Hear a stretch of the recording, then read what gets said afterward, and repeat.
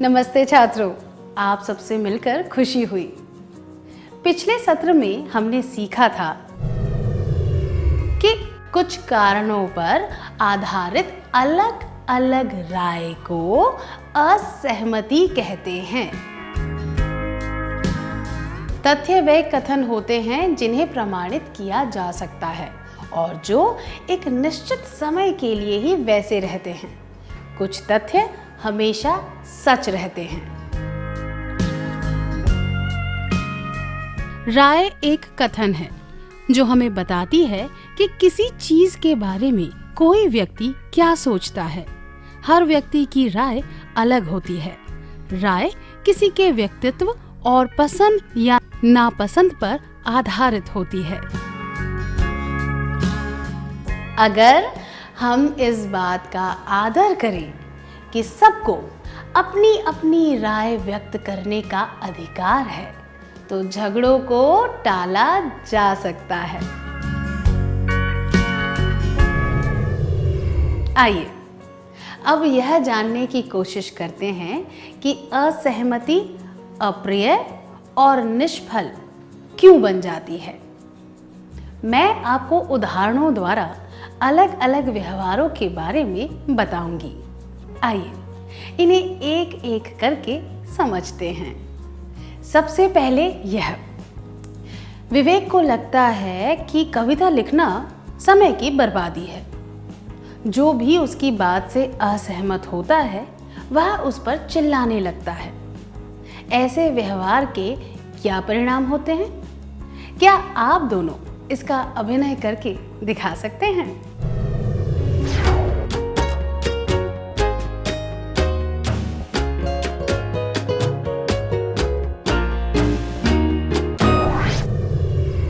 बहुत अच्छी तरह बताया आपने, धन्यवाद। विवेक का व्यवहार एक तूफान की तरह आक्रामक है।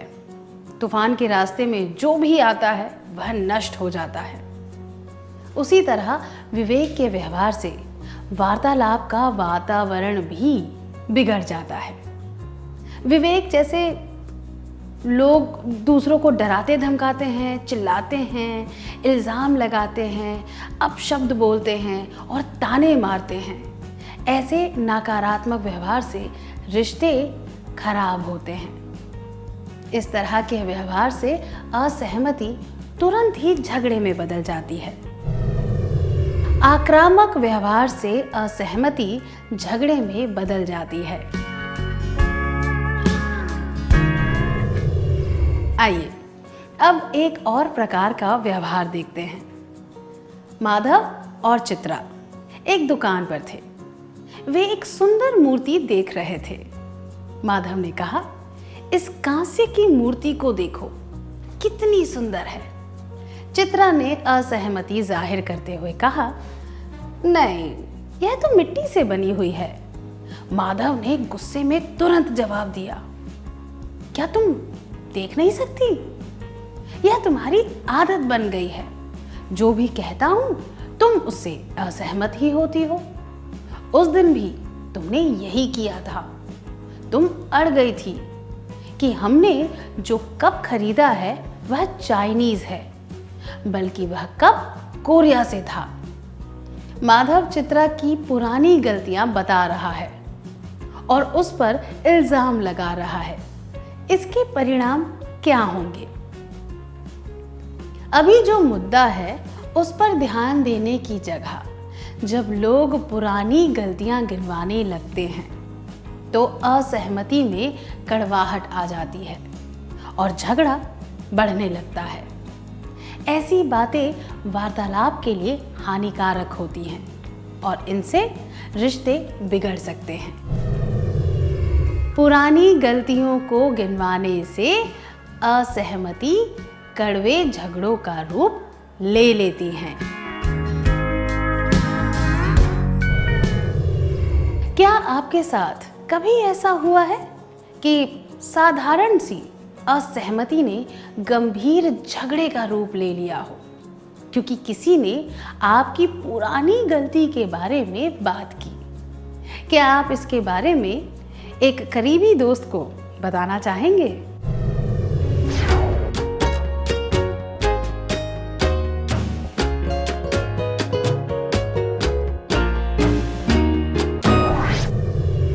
अपने अनुभवों के बारे में बताने के लिए धन्यवाद। आइए एक और परिस्थिति में ध्यान देते हैं। कांता के भाई ने उसे एक कागज दिया और उस पर रेखाएं बनाने को कहा। वह जल्दबाजी में बाहर चला गया। कांता ने आड़ी रेखाएं बना दी और कागज उसकी मेज पर रख दिया।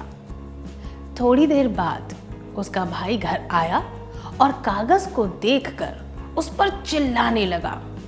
आइए उनका वार्तालाप सुनते हैं। तुम कोई भी काम ठीक से नहीं करती। मैंने तुम्हें कुछ करने को कहा था और तुमने कुछ और ही कर दिया। तुमने मुझे रेखाएं बनाने को कहा था। कुछ मत कहो। तुम हमेशा ऐसा करती हो, सारा काम बिगाड़ देती हो और बाद में बहाने बनाती हो। पर तुम तो चुप ही रहो। क्या तुमने कभी कोई काम ढंग से किया है? आखिर मैं करूं तो क्या करूं? कुछ भी नहीं। क्या आपने वार्तालाप पर ध्यान दिया? हमने देखा कि उसका भाई एक ही बात दोहराता रहता है। तुम कोई भी काम ठीक से नहीं करती, तुम हमेशा ऐसा ही करती हो, तुम कोई काम ठीक से नहीं करती इत्यादि। इससे वार्तालाप अप्रिय बन जाता है और झगड़ा होने लगता है। परिस्थिति को जाने बिना अंधाधुंध और अनुचित बात कहने से असहमति झगड़े में बदल जाती है। क्या किसी ने आपके साथ कभी ऐसा किया है कि गलती को समझाए बिना उसने आप पर ऐसे ही आरोप लगा दिए हों? क्या आप इसके बारे में अपने करीबी मित्र को बता सकते हैं?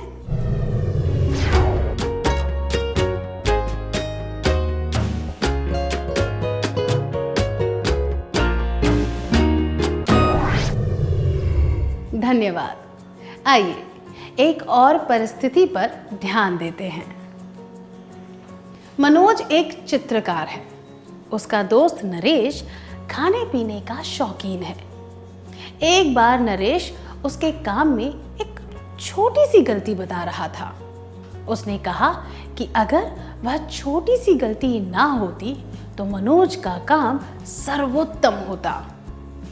मनोज ने तुरंत तुनक कर जवाब दिया, तुम्हें चित्रों के बारे में क्या जानकारी है? तुम केवल बैठकर खाते रहते हो। यह सुनकर नरेश को ठेस पहुंची। क्या दो छात्र स्वेच्छा से आकर इसका अभिनय करके दिखा सकते हैं?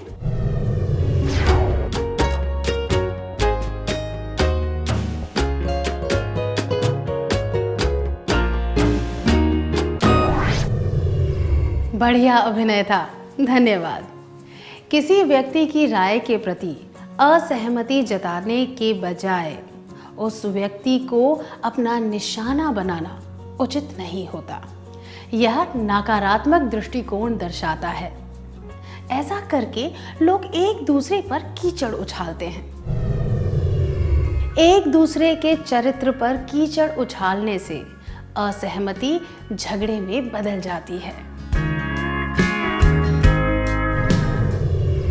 कनिका और प्रिया एक ही कक्षा में पढ़ते हैं। दोनों ही अच्छे वक्ता हैं। कनिका ने एक साहित्य समारोह में भाषण दिया। वह जानना चाहती थी कि प्रिया को उसका भाषण कैसा लगा।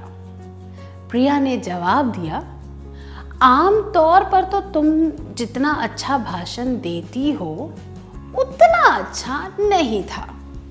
यह सुनकर कनिका को बुरा लगा और उसने प्रिया से बात करना बंद कर दिया। क्या आप दोनों इस दृश्य का अभिनय करके दिखा सकते हैं? दृश्य वहां पूरा होना चाहिए जब कनिका प्रिया की बात का बुरा मान जाती है।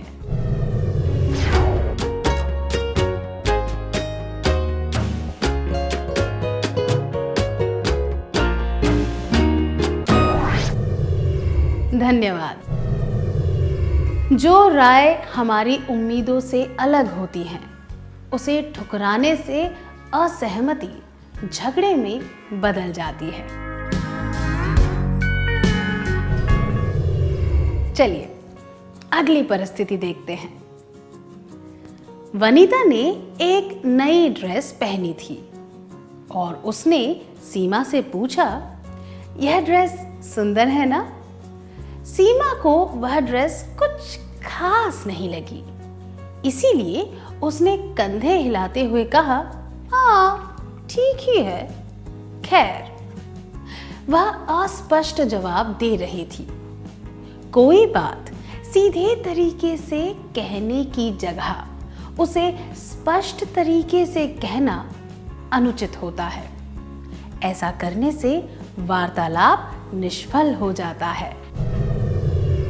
अस्पष्ट बात कहने से असहमति झगड़े में बदल जाती है। सीमा अपनी असहमति स्पष्ट रूप से किस तरह बता सकती थी? क्या आप दोनों इस बात को अभिनय कर दिखा सकते हैं?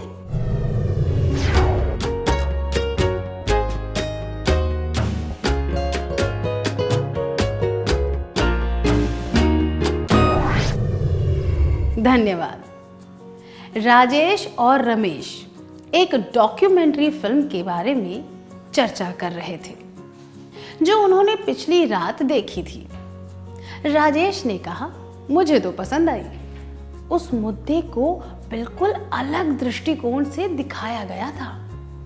बात को काटते हुए रमेश ने कहा, अरे कहाँ का दृष्टिकोण, हर एक दृष्टिकोण नया होता है। अगर मैं उस पेड़ को यहाँ से देखूं तो वह नया दृष्टिकोण होगा। अगर मैं उसे आगे जाकर देखूं तो फिर से अलग दृष्टिकोण होगा। तो इसमें क्या बड़ी बात है? हम रमेश के व्यवहार से क्या जान सकते हैं? 1. रमेश ने अपनी राय स्पष्ट रूप से बताई। 2. सही समय पर बात को काटकर उसने समय बचाया। 3. रमेश ने राजेश के ही शब्दों का प्रयोग करके शब्दों से उस पर वार किया।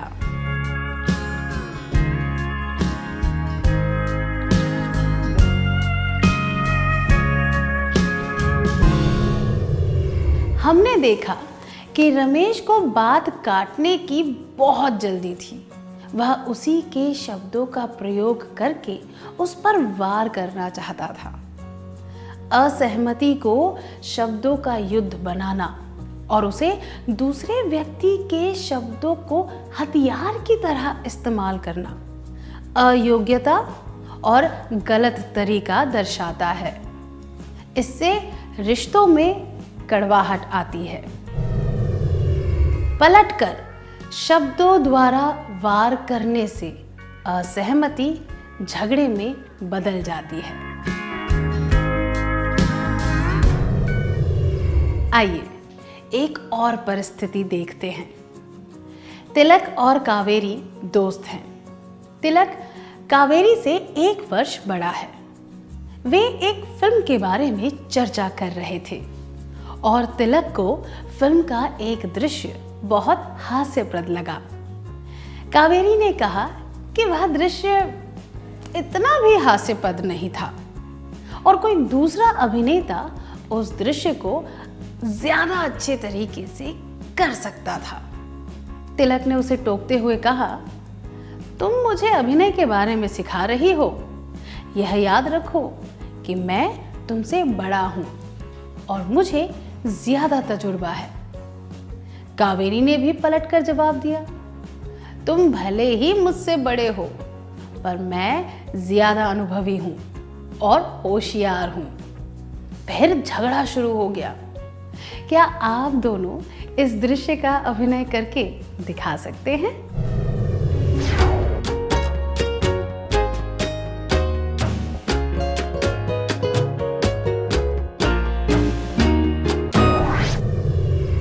धन्यवाद। उनका वार्तालाप यह दर्शाता है कि वे खुद को दूसरे से ज्यादा महान बताना चाह रहे थे और इस वजह से बात झगड़े में बदल गई। खुद को दूसरे से श्रेष्ठ समझने का मतलब है ऐसा व्यवहार करना कि वह व्यक्ति उस मुद्दे से ज्यादा महत्वपूर्ण है और उस समस्या को हल करने पर ध्यान ना देना। इस तरह का व्यवहार नहीं करना चाहिए क्योंकि ऐसा करने से असहमति झगड़े में बदल जाती है। श्रेष्ठता की भावना असहमति को झगड़े में बदल देती है। अब तक हमने देखा कि असहमति का मतलब क्या होता है, तथ्य और राय के बीच क्या फर्क होता है। सबको अपनी राय बताने का अधिकार होता है और किस तरह असहमति झगड़े का रूप ले लेती है। संक्षिप्त में कहें तो हम अपनी राय को तथ्य की तरह मानते हैं और उससे विपरीत राय को गलत समझकर उसे सही करने की कोशिश करते हैं। मैं दोहराती हूं, हम अपनी राय को तथ्य की तरह मानते हैं और उससे विपरीत राय को गलत समझकर उसे सही करने की कोशिश करते हैं। जब हम अपनी राय उचित तरीके से व्यक्त करते हैं तो वह सामान्य असहमति ही रहती है और झगड़े का रूप नहीं लेती। ऐसे झगड़ों से बचने के लिए हमें उचित व्यवहार अपनाने की आवश्यकता है। चलिए इसके बारे में और जानते हैं। तारक, प्रतिभा, अमिता और आनंद दोस्त हैं। उन्होंने तय किया कि वे पिकनिक पर जाएंगे। तारक ने झरने के पास जाने का सुझाव दिया। आनंद ने कहा कि बांध पर जाना चाहिए। दोनों अपनी बात पर अड़े हुए थे। इस बात से चिढ़कर प्रतिभा ने कहा, झगड़ा बंद करो, हमें कहीं भी जाने की जरूरत नहीं। अमिता चुपचाप यह सब देखती रही और फिर उसने कहा कि बांध पर जाना सही रहेगा। तारक को गुस्सा आ गया और उसने कहा, तुम दोनों मिलकर मेरे खिलाफ हो रहे हो। और यह सुनते ही झगड़ा शुरू हो गया। क्या 4 छात्र आकर इसका अभिनय करके दिखा सकते हैं?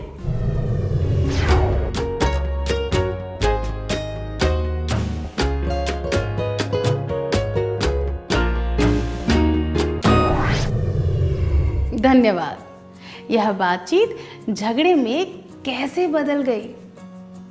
खुद को बिल्कुल भी ना बदलना, तुरंत हल निकालने की उम्मीद रखना और असहमति को सफलता या तबाही के रूप में देखना, ये सब मुख्य कारण हैं जिनकी वजह से एक सामान्य असहमति बड़े से झगड़े का रूप ले लेती है। झगड़े के कारण अपने व्यवहार को बिल्कुल भी ना बदलना, तुरंत हल ढूंढने की उम्मीद रखना, असहमति को तबाही या असफलता के रूप में देखना, भावुक होकर सोचना। हम इन सब बातों से कैसे बच सकते हैं? अलग अलग विचारों के प्रति सहनशील होना आवश्यक है। जब राय अलग अलग हो तो इन बातों को ध्यान में रखना चाहिए। भावुकता पर नियंत्रण रखना, दूसरों को बोलने का मौका देना और दूसरों पर आरोप ना लगाना। असहमति झगड़े में ना बदल जाए और इसके लिए यह करना चाहिए। दूसरों की राय के प्रति सहनशील होना चाहिए, धैर्य से काम लेना चाहिए और तत्काल हल नहीं ढूंढने चाहिए। असहमति को स्वाभाविक तौर पर लेना चाहिए, भावनाओं पर काबू रखना चाहिए। क्या अब हम एक और क्रियाकलाप करें? कल्पना कीजिए कि वही 4 दोस्त उचित तरीके से पिकनिक पर जाने की योजना बना रहे हैं। क्या आप चारों आगे आकर अब इस नए दृश्य का अभिनय करके दिखा सकते हैं?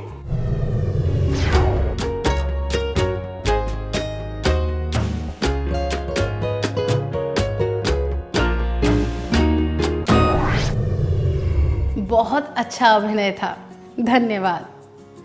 हमें यह याद रखना चाहिए कि तथ्य और राय के बीच में फर्क होता है। सबको अपनी राय बताने का अधिकार होता है और विचारों की असहमति हो जाए तो भावुक नहीं होना चाहिए। क्या अब हम सत्र का सार संक्षेप कर लें?